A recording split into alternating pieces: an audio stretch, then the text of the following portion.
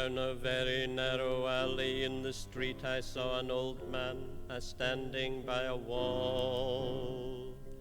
Hastily I ran up to the old man, and I said to him in accents very small, "Get away from the wall, get away from the wall, get away from the wall."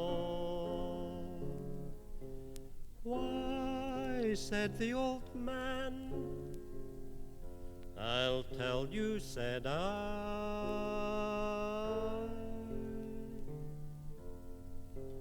"It's my wall, it's my wall.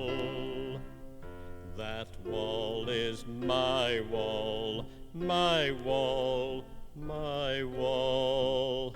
That wall is my wall, my wall, my wall, my wall. That's all."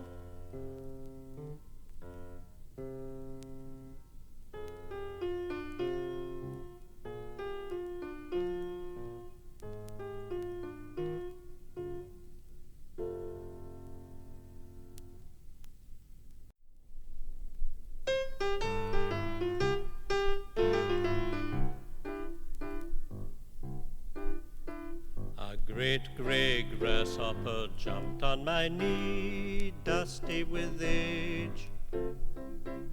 I was wearing my blue serge trousers, so the grasshopper left a mark. My mother was ever so sad.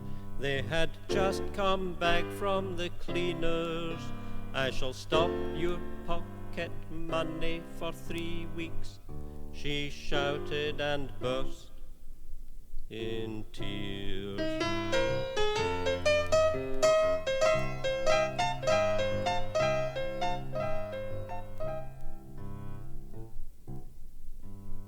My great-grandmother jumped on my knee, rusty with age. She was wearing her blue pajamas, so great-grandmother left a mark. My father was ever so mad. She had just come back from the cleaners. "I shall scrub your great-grandmother for 3 weeks," he shouted and burst with a bang.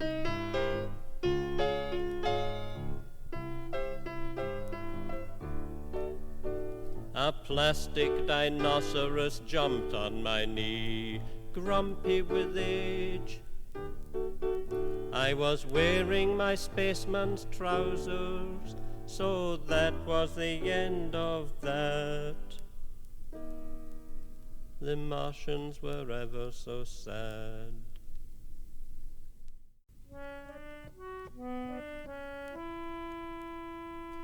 I had a little boat,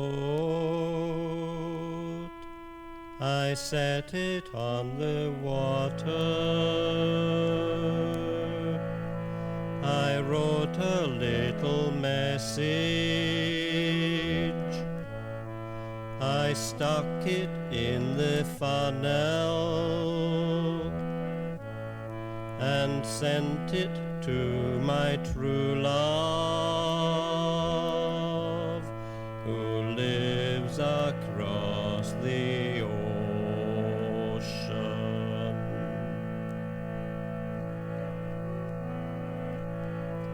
She never got the message. My little boat turned over when 2 feet from the seashore.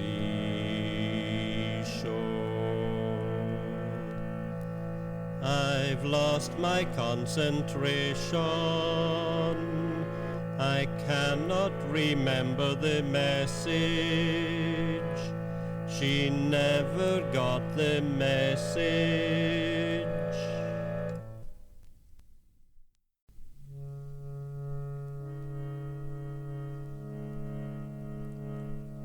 I field. I'm going in a field. I'm going in a field to lie down. I'll lie beside the grass. I'll lie beside the grass. I'll lie beside the green grass. I'm going in a field. I'm going in a field. I'm going in a field to lie down. Yellow flower in the grass. Yellow flower in the grass. I'm going in a field. I'm going in a field. I'm going in a field to lie down. My lover's eyes are blue. I'm going in a field to lie down.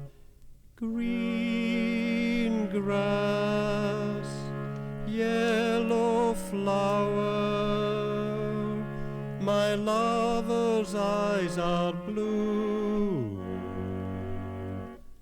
I'm going in a field.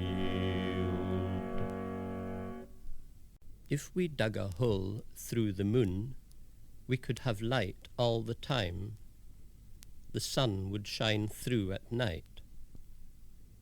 I expect you might be going to the jungle one of these days, so I have some jungle tips for you to help you. Here is the first one. Jungle tip. On being attacked by an owl intent on pecking your eyes, slip on a pair of dark glasses.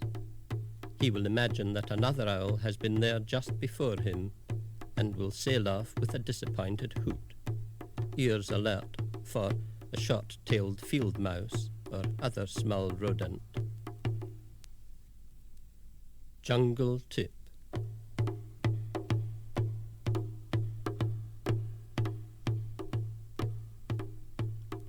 If a lion attacks, stoop swiftly, pick up 2 medium-sized rough stones and insert them deftly up his nostrils.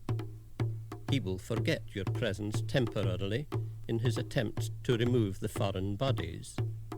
But do not wait around, for he will bound after you, and you will not play your trick a second time. Jungle tip.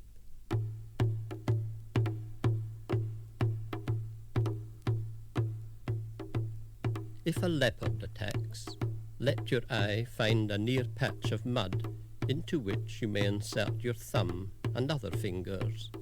Then, firmly but swiftly, press them onto either cheek.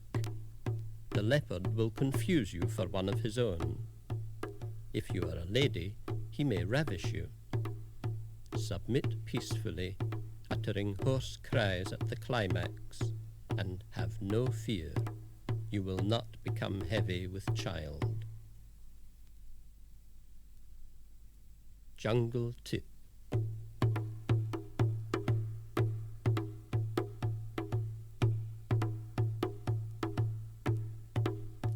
If a boa attacks you, gulp the maximum of air, and when he constricts you with his coils, emit it rapidly and noisily.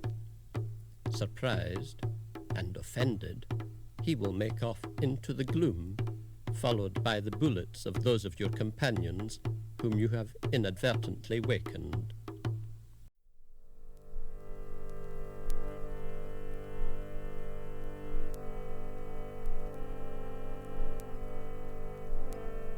Life in a Scotch Sitting Room, Volume 2, Episode 12.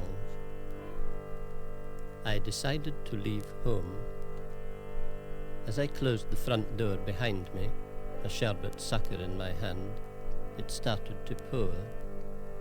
I stood in the garden letting myself soak, hoping to die. The family drifted purposefully to the window to watch. The sherbet burgeoned out the bag. I leant to pick it up, encouraged by good-natured shouts from my sister, who had left home twice. The sun was setting. It was about 3:30. Mother brought in supper. It was porridge, and an enamel bowl of sorrel for those that liked it. The family reluctantly left the window and hastened to the table, eyes aglow. I was drawn towards the window. The scent of porridge excited me. With great good humour, Grandpa played his favourite trick. Pursing his lips, he blew sharply through his nose, making the hairs stand rigid. Too proud to return, I hoped that they might summon me to the table, but in vain. I tapped faintly on the glass, but the noise of dominoes chapping on the table engulfed it. Grandma seemed to be winning. Her red cheeks were flushed. Father was a poor loser. He hoisted the nearest two children and banged their skulls dully together to vent his frustration. At last, Mother, who was quite human as mothers go, turned to the window, sensing my tapping, which had become violent and irregular, an attempt by my sodden fingers to create a rhythm which would stand out from the well-known regular thrum of Scotch rain. She pointed to the door. Understanding my child's pride, she was prepared to step down on my behest, for I think she cared for me. As I waited in the doorway, she opened the door. "Look at yourself!" she shouted, and slapped me to the coir mat, which had "Welcome" printed in square black capitals. But as she did this every day on my return from school, I sensed her welcome and entered. She dragged me orally to the sink and rang me out. Then, picking a piece of porridge off the side of the sink, wiped it on her pinny and pushed it unaffectedly into my mouth. I sat by the wall and gobbled it down, then went in to play dominoes with the family, who complained bitterly about the damp smell from my kilt and the clouds of steam obscuring the game as I dried out. "Home's home everywhere," I muttered. There was a dead silence. Then everybody stared thoughtfully at their men, and the game continued.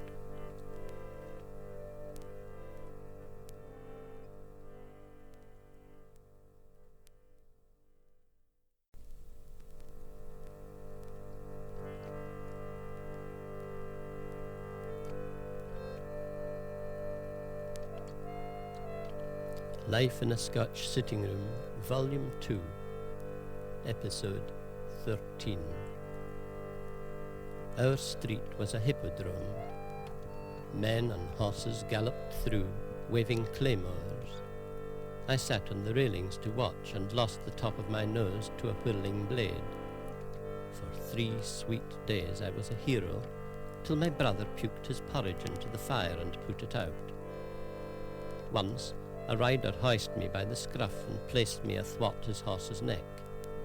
I grabbed the big ears in panic, but he transferred my grip to the mane. "There," he said. Why was our street a hippodrome? It was only 40 yards long and had a bend. Perhaps because Mother stood at the gate with a steaming mug of Scotch broth for the riders. It was gulped down in motion and inverted on a paling to drip. This made the wall greasy and an excellent surface if you used a dead match for a pencil.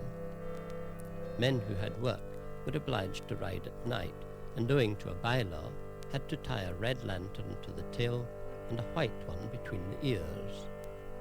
In a winter night fog, we were let up to watch the faint circulating lights, to hear the muted clip-clop and the neigh as a horse slipped and nearly fell. there was a huge man with a moustache who rode a Clydesdale for its strength. The pavement shuddered and cracked below its hooves covered in white hair. One day in exasperation, Granny poured a mug of Scotch broth over the pavement. The Clydesdale thundered by, tripped on a fragment of turnip and nearly fell. After that it kept to the road, at least when it passed our house. Sometimes the horses, weary, would refuse to budge. If a man had a carrot, he would tie it to a string and dangle it before his mount as an incentive. If you were too poor, you drew a carrot on a bit of paper and held it up. Those horses whose riders were poor draftsmen stood bewildered, not knowing what was expected of them. Then the rider would knock at our door for a piece of pastel paper and an orange crayon. It was important not to draw before the horse, or he would realize it was only a drawing and continue to stand. If the horse had a keen sense of smell, it helped to rub a carrot over the paper. The street was thick with manure. Our gardens could use only so much, and the stench was offensive and bred giant bluebottles. But once a week there appeared a man with a white cart containing 5 barrels, who disposed of it.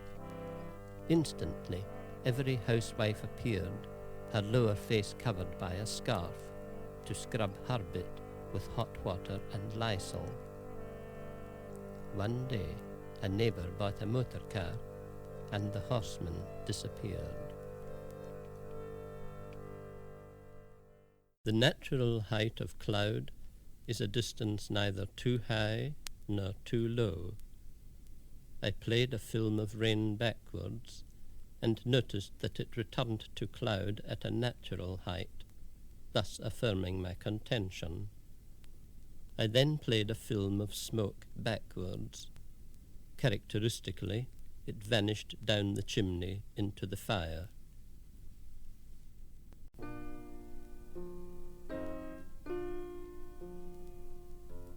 Look,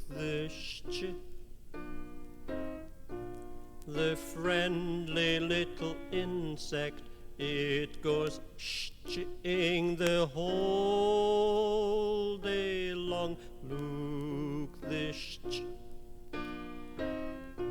the terrible, terrible insect, it goes sh-ing the world its song. Sh-ch. It goes sh-ing the world its song. Sh-ch.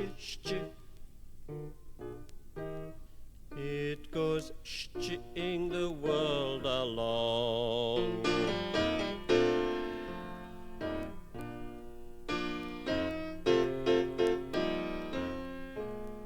In the dawn,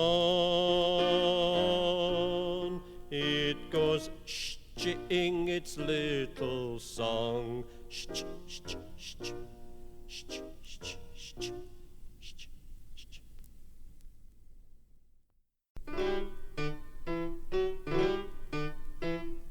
Who wants a suck of my thumb? Me. Who wants a suck of my thumb when I'm sailing on the sea? It tastes lovely in the daytime, but it tastes even better at night. So, who wants a suck of my thumb? It's the tastiest suck in sight.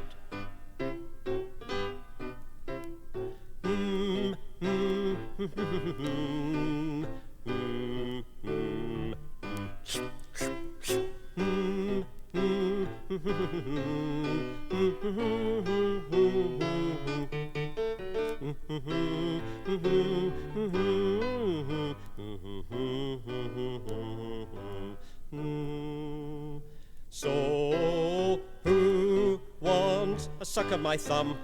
It's the tastiest suck in sight.